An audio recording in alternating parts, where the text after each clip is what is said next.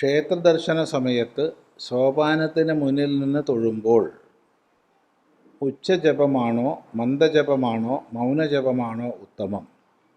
ഒരേ സമയം ഭക്തർ പല സ്തുതികളും നാമങ്ങളും ഉറക്കെ ജപിക്കുന്നത് മറ്റ് ഭക്തർക്ക് ഏകാഗ്രത നഷ്ടമാകാൻ ഇടയാകുമോ? ഇവിടെ നമ്മൾ മനസ്സിലാക്കേണ്ടത്, ക്ഷേത്ര ഉപാസനാക്രമത്തിൽ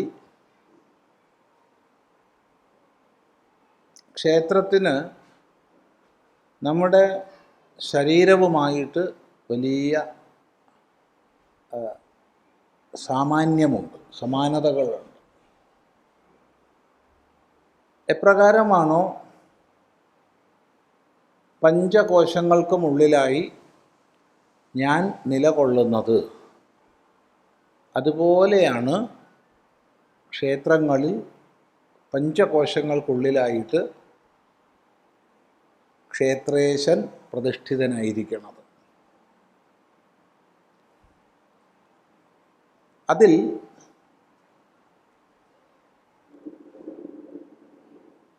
സ്ഥൂല ശരീരം അല്ലെങ്കിൽ അന്നമയ കോശം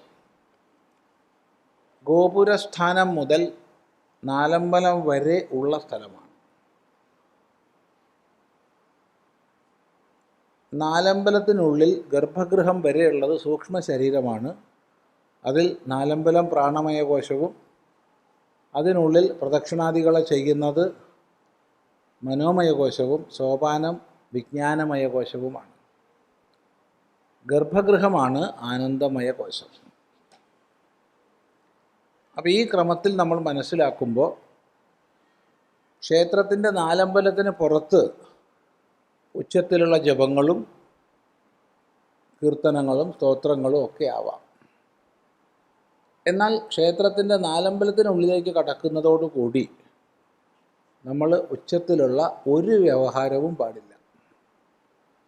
വർത്തമാനം പറയുകയോ ഉച്ചത്തിൽ നാമം ജപിക്കുകയോ കീർത്തനങ്ങൾ ചൊല്ലുകയോ ഒന്നും ചെയ്യാൻ പാടില്ല. അവിടെ പരിപൂർണ മൗനമായിരിക്കണം. അതാണ് നിയമം. എന്നാൽ ഈ നിയമത്തിന് ഇളവുണ്ട്. ഒരു സമൂഹം ക്ഷേത്രാചാര്യൻ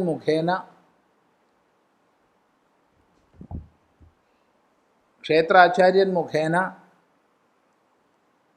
നിശ്ചയിച്ച സന്ദർഭങ്ങളിൽ, ഉദാഹരണത്തിന് സാമൂഹ്യാരാധനകളോ മറ്റേതെങ്കിലും ഭജന കീർത്തനങ്ങളോ ക്ഷേത്രാചാര്യൻ മുഖേന നിശ്ചയിച്ച സമയത്ത് ആവാം. അല്ലാത്ത സന്ദർഭങ്ങളിൽ നാലമ്പലത്തിനുള്ളിൽ ഒച്ചത്തിലുള്ള ഒന്നും വേണ്ട. അത് ക്ഷേത്ര അന്തരീക്ഷം വളരെ കലുഷിതമാകും. ക്ഷേത്രം ശാന്തിയോടുകൂടി മനസ്സടക്കി പ്രാർത്ഥിക്കാനും ഏകാഗ്രമാക്കാനും എല്ലാം ഉതകുന്ന രീതിയിൽ നിലനിർത്തപ്പെടേണ്ടതാണ്. നമ്മൾ തന്നെ ഒന്ന് സങ്കല്പിച്ച് നോക്കൂ. ഒരു ക്ഷേത്രത്തിൻ്റെ നാലമ്പലത്തിനുള്ളിൽ വന്നിട്ട് ഒരാൾ നാരായണ നാരായണ നാരായണ എന്ന് ജപിക്കുക എന്ന് വിചാരിച്ചോളൂ. വേറൊരാൾ നമശിവായ നമശിവായ നമശിവായ എന്ന് ജപിക്കുക എന്ന് വിചാരിച്ചോളൂ. വേറൊരാൾ സ്വാമിയേ ശരണമയ്യപ്പ എന്ന് പറയുക എന്ന് വിചാരിച്ചോളൂ. വേറൊരാൾ അമ്മേ നാരായണ ദേവി നാരായണ ഇത്യാദി ജപിക്കുക എന്ന് വിചാരിച്ചോളൂ. അതിനേക്കാൾ ശാന്തിയുള്ള സ്ഥലം ചന്തപ്പുരയായിരിക്കും. അതുകൊണ്ട് ശ്രദ്ധിക്കണം, നാലമ്പലത്തിനുള്ളിൽ ഉച്ചത്തിലുള്ള ഒന്നും പാടില്ല, മന്ദമായിട്ടുള്ള ഒന്നും പാടില്ല, മൗനം മാത്രമേ പാടുള്ളൂ. അപ്പം പിന്നെ സോപാനത്തിന് മുമ്പിൽ മൗനജപമേ പാടുള്ളൂ എന്ന് പറയേണ്ടതില്ല. അത്രേ പാടുള്ളൂ, ഒരു സംശയമില്ല. എന്നാൽ പ്രത്യേകം ആചാര്യൻ മുഖേന നിശ്ചയിച്ച സന്ദർഭങ്ങളിൽ ആ നിശ്ചയിച്ച മന്ത്രങ്ങൾ മാത്രം ആവാം. ഉദാഹരണം പറഞ്ഞാൽ, ക്ഷേത്രത്തിൽ പ്രാണമയ കോശം, ആ പ്രാണമയ കോശമായ നാലമ്പലത്തിനുള്ളിലാണ് പൗഷ്ടിക കർമ്മങ്ങളൊക്കെ തന്നെ നടക്കുക. അപ്പോൾ ഉദാഹരണാർത്ഥം എന്തെങ്കിലും വേദപാരായണമോ പുരാണേതിഹാസ പാരായണമോ ഭക്തിശാസ്ത്ര പാരായണമോ ഒക്കെ നിശ്ചയിച്ചിട്ടുണ്ടെങ്കിൽ ആ നിശ്ചയിച്ച സന്ദർഭത്തിൽ നാലമ്പലത്തിനുള്ളിലാണത് നടക്കുക. ശരിക്കും പറഞ്ഞാൽ ദേവൻ അഭിമുഖമായിട്ട് മണ്ഡപത്തിൻ്റെ ഇടതുഭാഗത്ത് ആണ് നടക്കുക. അതായത് ദേവൻ വലത്താവുന്ന രീതിയിൽ.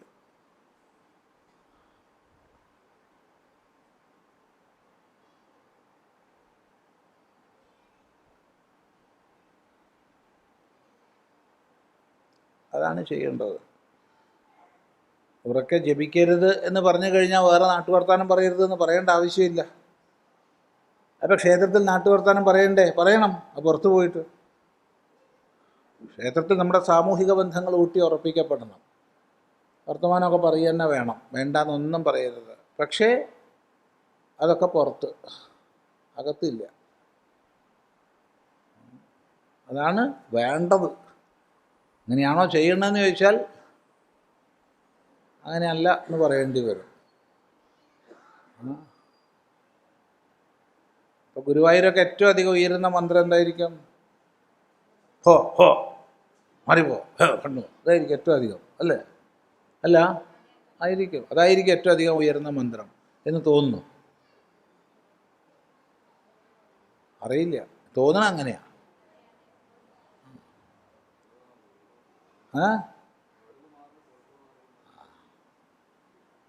ശരി.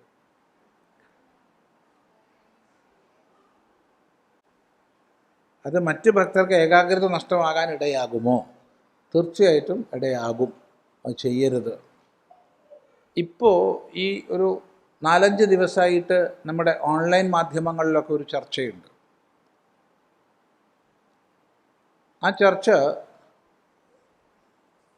എയർപോർട്ടിൽ പ്രാർത്ഥനാ മുറിയിൽ ഒരമ്മ പോയിട്ട് ദേവീ മഹാത്മ്യം, ദേവീ സൂക്തം തുടങ്ങിയവ ഉച്ചത്തിൽ ചൊല്ലി. അപ്പോൾ അവർ ചെയ്തത് നന്നായി, തീർത്തും ആവശ്യമാണ് എന്ന് ഒരു പക്ഷം, സ്വാഭിമാന ഹിന്ദു പക്ഷം. അവർ ചെയ്ത തെറ്റാണ്, എയർപോർട്ടിലെ പ്രാർത്ഥനാമുറി മുസ്ലിങ്ങൾക്ക് നിസ്കരിക്കാനുള്ളതാണ്, മറ്റാർക്കും ഉള്ളതല്ല എന്ന് മറ്റൊരു പക്ഷം. വലിയ കോലാഹലം നടക്കുകയാണിപ്പോൾ, വലിയ കോലാഹലം. ഇവിടെ നമ്മൾ മനസ്സിലാക്കേണ്ടത്, ലോകത്തിൽ ഉടനീളമുള്ള എയർപോർട്ടുകൾ മുസ്ലിം രാജ്യങ്ങളിൽ ഒഴിച്ച്, മുസ്ലിം രാജ്യങ്ങളിൽ അതർ റിലിജിയൻ പ്രയർ ഹാൾ ഉണ്ടെങ്കിൽ മറ്റുള്ളവർക്കാവാം, അല്ലാത്തത് മുസ്ലിങ്ങൾക്ക് മാത്രമുള്ളതാണ് മുസ്ലിം രാജ്യങ്ങളിൽ. മറ്റ് ലോകത്തിലുള്ള മുഴുവൻ രാജ്യങ്ങളിലും, അത് ഭാരതമായാലും യൂറോപ്പായാലും അമേരിക്കയായാലും ഓസ്ട്രേലിയ ആയാലും ആഫ്രിക്ക ആയാലും ഒക്കെ തന്നെ എയർപോർട്ടിൽ പ്രാർത്ഥനാ ഹാളുണ്ട്. പ്രാർത്ഥനാ മുറി ഉള്ളിടത്ത് എല്ലാ മതക്കാർക്കും ആവാം, എല്ലാ മതക്കാർക്കും ഉള്ളതാണ്. പക്ഷേ അവിടെ ആരും ഉച്ചത്തിൽ ചെയ്യാൻ പാടില്ല. അതുകൊണ്ട് അവരെ അനുകൂലിച്ചുകൊണ്ടാണ് ഭൂരിഭാഗം സ്വാഭിമാന ഹിന്ദുക്കളും പോസ്റ്റ് ഇടുന്നത്. അതിനെ ഞാൻ എതിർക്കുന്നു. ഉച്ചത്തിൽ ചെയ്യാൻ പാടില്ല, മിണ്ടാൻ പാടില്ല പ്രാർത്ഥനാ മുറിയിൽ.